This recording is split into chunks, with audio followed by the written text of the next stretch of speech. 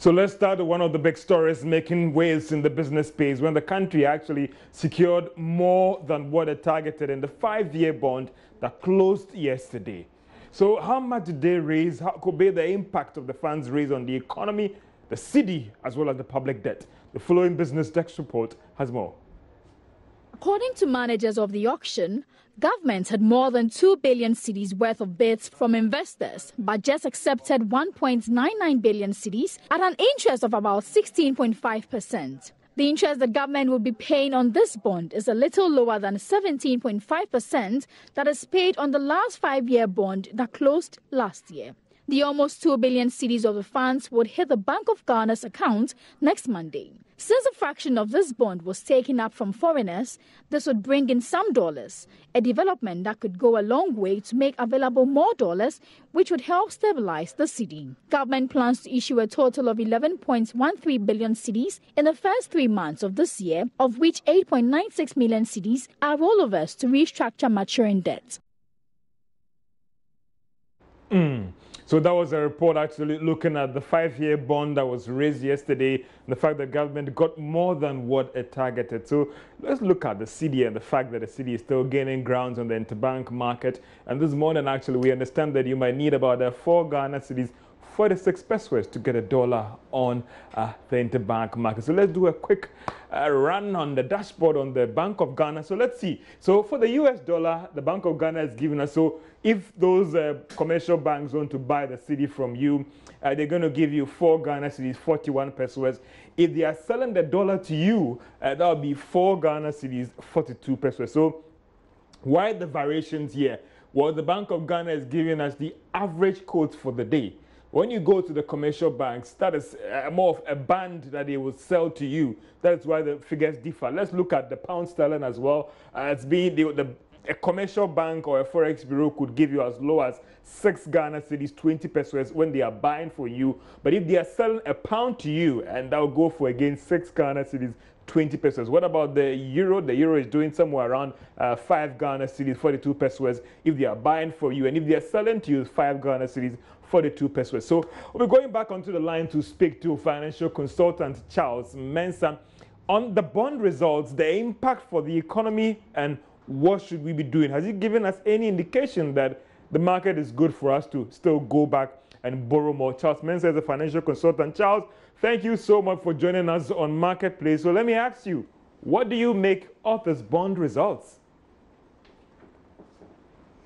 I think it gives some confidence in the system because a 5-year bond and we are getting at 16.5. It's some confidence, at least, if for nothing at all, it's above the inflation rate, which is hovering around 11 point something percent as at, I think, January. So it is a positive news. Now, what then tend to happen is that 5-year means that it will be a base rate for some of our commercial banks to grant long-term loans to companies at that rate. So people now can predict properly and be able to do projects over a longer tenor than the 6 months, 1 year that we used to do in the past. Now, Charles, again, for you and I, and if we are in the business space, often some people might argue that these bonds often serves as a benchmark for long-term borrowings. Now, the last bond that was issued, government paid 17.5%. This one, they are paying 16.5%. Some reduction there. Should I be excited that, again, when I turn to a commercial bank to borrow, this, which often serves as a base, would also influence that credit that I'm taking from that commercial bank? Let's separate two things. You and I borrowing from the bank and the rate the bank will charge And then the reason why the last time the issue was 17.5 and now it's 16.5.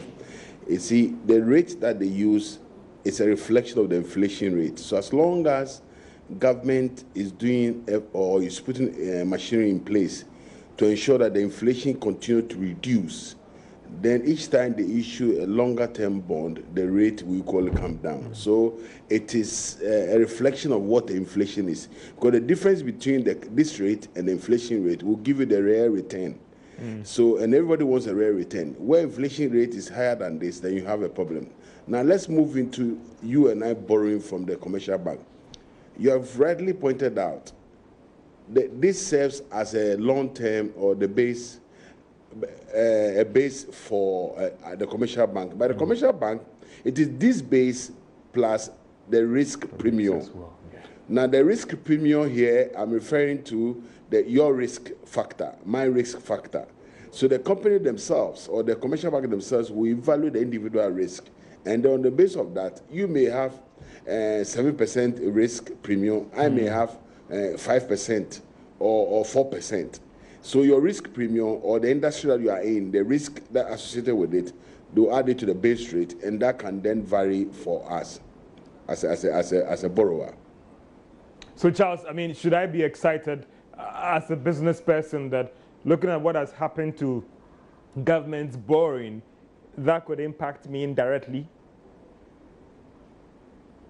You should be excited on two things. You should be excited that you can also borrow on the long-term range, because if the commercial banks can mobilize funds or through other individuals can mobilize funds and plug in for another 5 years, that means that there's some benchmark for them. So you should be excited if you are a businessman doing a long-term business, i.e. manufacturing, i.e. agro-processing.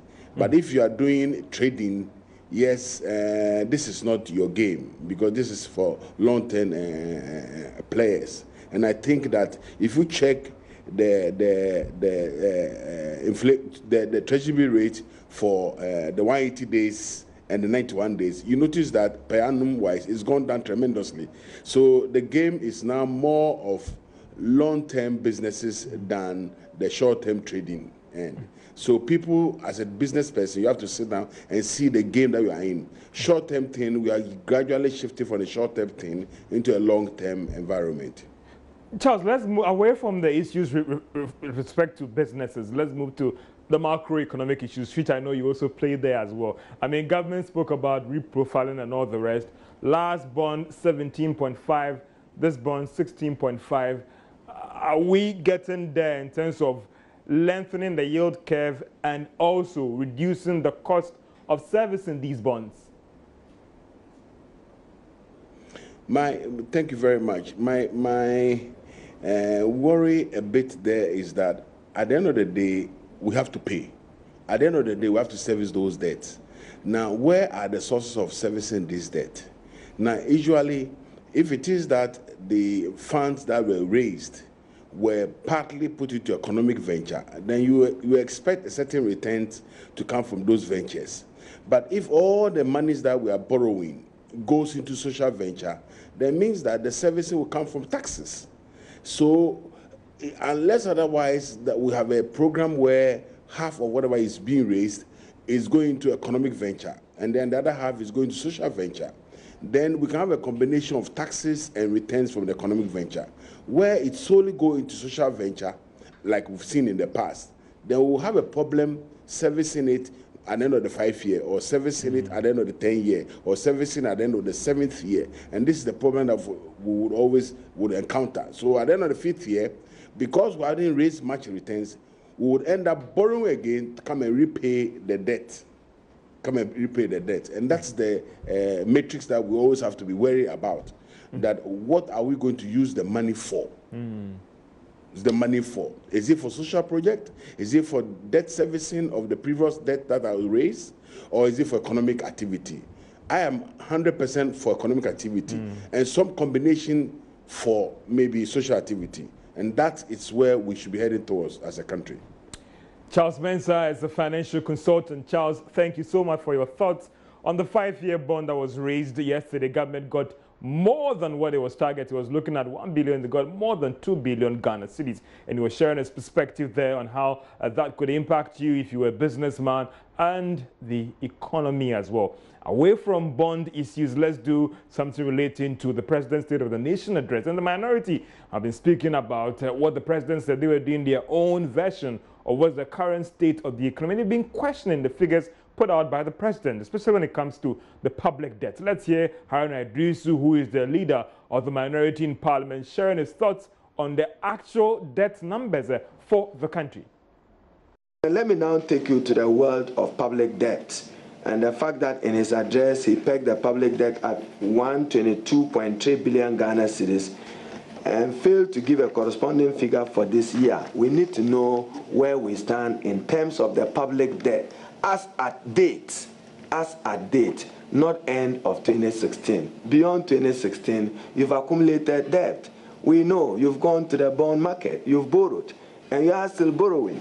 And therefore, the Ghanaian people need to know what it is, because the Honorable Abeji is better than me in the finances, but at least I know that the cash deposit of the Bank of Ghana and many other variables, including the extent of debt, affect the regime of the interest rate policy and other prime things that affect macroeconomic indicators.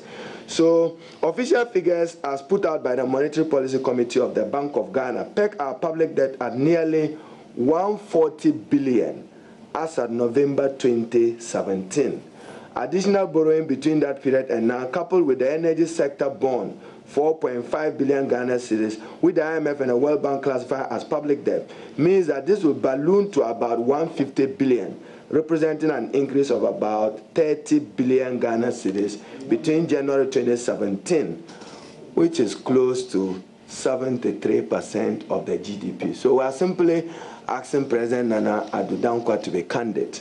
What is the extent, the state of the public debt? How much have they added to the 122 billion they inherited? We need to know, in order that we can do a better computation of the debt to GDP ratio, to appreciate that our country is not drifting towards debt distress, and then to share with us their superior debt management strategy. And that was Haruna Idrisu, the leader of the minority in Parliament, sharing his views on what is the true state of the public debt, and he believes that the president has not been accurate with those facts. Well, let's still stay on the address, and this time bringing you views of those who watched and listened to him, those players in the economic and financial space, and their views have been mixed. The following report brings up all those views for you. The former Energy Minister, Emmanuel Amakofi-Boa, in his response to the State of the Nation address, said he did not give much detail on how government intends to grow the economy beyond oil. And we never even heard one word on how to really energize the economy in terms of helping businesses. He talked about growth. All the growth numbers he's talking about is the oil sector. Oil sector. The manufacturing sector continues to go down and down. You saw in the numbers of the Minister of Finance, 3.1 growth. But Chief Executive of a Private Enterprise Federation, Nana Osei-Bonsu, tells Joy Business the address gave private sector some optimism about things improving. What we see is continuing the good work that they started when the government just came to power, and giving the commitment on the part of government to work with private sector, create the enablers and use government over dependency on debt finance is his agenda. Economist Courage Mate maintains that the address did reflect the true state of the economy, but maintains there is still a lot of work to be done by government in the area of dealing with unemployment. If you look at the debt numbers as well, interest rate as well, so a lot of these numbers are facts on the market that you cannot, argue against or debate. The main question then is, how do these broad numbers trickle down to the micro level? Because at the end of the day, each and every individual or Ghanaian listening to the broadcast would want to situate himself within the broader framework and see how it affects his situation. And this is where I think that there may be some shortfall relative to what has been discussed. And again, for me, the question still comes back to issues of employment. The president was heavy on initiatives aimed at growing the agric sector, but agric workers are of the view this was nothing new. Edward Kare is General Secretary of the General Agricultural Workers Union. Not much has been said about agriculture, and what has been said about agriculture is basically what we are aware of, because it tries to rehash the Planting for Food and Jobs program and success and what they intend to do with it this year, and that has already been made known to us under the budget and then the recent statements by the minister. Some analysts that Joy Business engaged were also of the view there were not enough details on some of the macroeconomic indicators and how government plans to sustain previous gains. Well, from the State of the Nation address, let's do issues relating to the tax on petroleum products. And this debate will just not go away because the former Energy Minister, Emmanuel Kofi Boah, has also joined the debates. Now, there is currently about 9 taxes on each litre of petroleum products that you buy. Now, including the controversial special petroleum tax of 15%. Government, on the other hand, has argued that looking at the current challenges with revenue mobilization, it might be difficult to actually remove the tax. And Mr. Boah says there cannot be any justification to still keep this special petroleum tax on fuel. We know, and I, as a former minister, cannot run away from that. The government cannot have too much leverage on the crude prices in the international market, okay? And so when international crude prices are going up, I will be dishonest to stand here to say to the government, reduce it. That's not what I am saying. What I'm saying is that there's a ways to go around that. For example, in the last almost 2 years of our administration, you saw that there was stability in petroleum prices. Ask me, what did we do? What we did was that the Minister of Finance worked with BOST, and we had enough strategic stock at lower prices. So when prices of oil was going up, we were able to release some of that oil into the market. But the second thing is that there's justification for why it is now time for the president and this administration to review the special petroleum tax. Emmanuel Kofi Boah, the former energy minister, and it looks like this debate will just not go away. Now let's do some entertainment business. Kumasi is known as the home of entertainment, with the local movie industry, Kumewood, as a force to reckon with. It is often said the movie industry in this once the garden city of West Africa holds the key to the breath fresh air into the cinema in Ghana. The absence of large theaters, which has been played a major role up in the night, is often blamed for the dwindling fortunes of the industry. But technology has also been made it easier for people to access productions for free, leveraging on producers who are struggling to sell their works. Now, Prince Apia looks back at the once vibrant cinema experience and prospects for the industry with the advent of the first ever watch and dine cinema in Kumasi. 50-year-old businessman Ohene Kwame Donko grew up at Bantama. It was once a vibrant community noted for entertainment, with movies at center stage. He sits in front of one of the popular cinema houses of the 90s, Rivoli Cinema, not to watch a movie, but for fresh air. Rivoli was the best as far as cinema. Ohene Kwame Donko, also known as Osei Kwame, has fond memories of the cinema experience. This place, they were running three shifts. Okay. By 4 o'clock this time, you see long queue over here. Because when you don't come early, you don't get a place to stay. We have the upstairs and the downstairs. It gets full. And when it is full, they will close the door. So far it was very, very popular. And it made Band to migrate. Other notable cinema theaters included Rex, Roxy, and Okansi. All of them have collapsed with the advent of videos, CDs, DVDs, and pen drives, and the internet, which makes it possible to watch films indoors. These halls are now being used either for chapels or warehouses. Rivoli, however, remains unused, but traders have taken over front premises.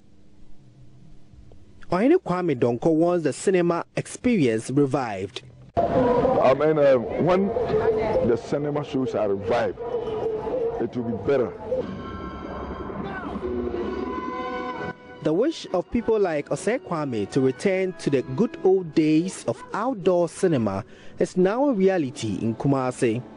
Watch and Dine Cinema at the Kumasi City Mall provides world-class standard for patrons. It is the only premium cinema in West Africa.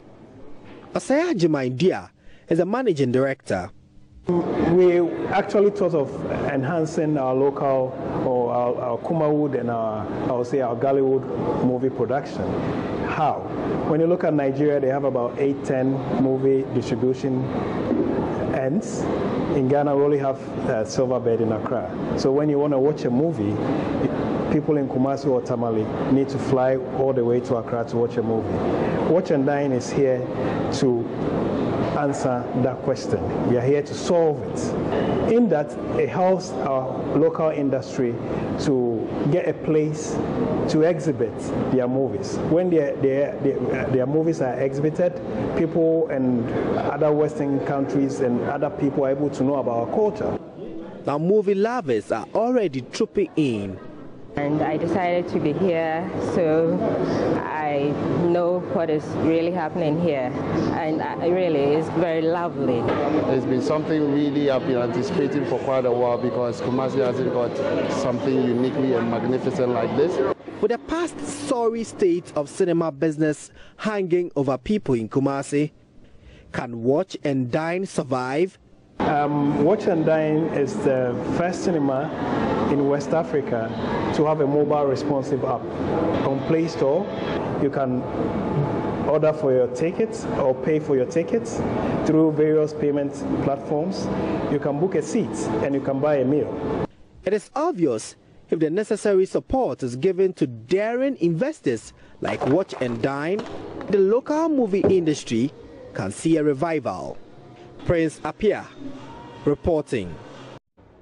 Interesting when I know about the popcorn and the Coke, but Dine and wine and movie, Let's do some business, other business news. And chairman of leading dealers in Superior Stationery, that is Crave Ghana, Reverend Kennedy Okuson, has urged government to still do more in improving the business environment. According to him, even though managers of the economy have actually reviewed some taxes, a lot more needs to be done to improve the situation for enterprises. He spoke to Joy Business at a workshop to showcase their European products here in Ghana. Leading dealers in Superior Stationery, Crave Ghana Limited, organized the workshop to interact with their customers and stakeholders. The company also exhibited European products and demonstrated the functions of some of their products, like customer feedback device and queue management system, which was launched recently, counting machines that detect counterfeit monies, fireproof safes, among other stationery items. Chairman of Crave Ghana Limited, Kennedy Okuson, urged government to put in place right policies on taxation, cost of accessing credit to create an enabling environment for businesses to operate. The right policies would always enhance an enabling environment. Policies which have to do with taxation, policies which have to do with cost of running business, cost of borrowing from the banks. Whatever the government will put in place that will help in this direction will greatly enhance business environment and greatly enhance businesses in Ghana. Reverend Okusun also advised businesses to make sure that their products have international standardization to enable customers have value for their money. And there are organizations all over the world that standardize products and check that these meet quality requirements. And in Ghana, we should evolve to that point. It is fraud to sell a product which does not meet the requirement. For that, Adam, for Joy Business. And that's all for Marketplace. We have to draw the curtain down. They often said, thank God it's Friday, because I love Fridays. But as we draw the curtain down, our condolences to Ebony and the family, a giant in the music industry. We've lost her, and our condolence. All the best. Enjoy your Friday. It's weekend. Drive safely. Drink, but it should be water. Thank you.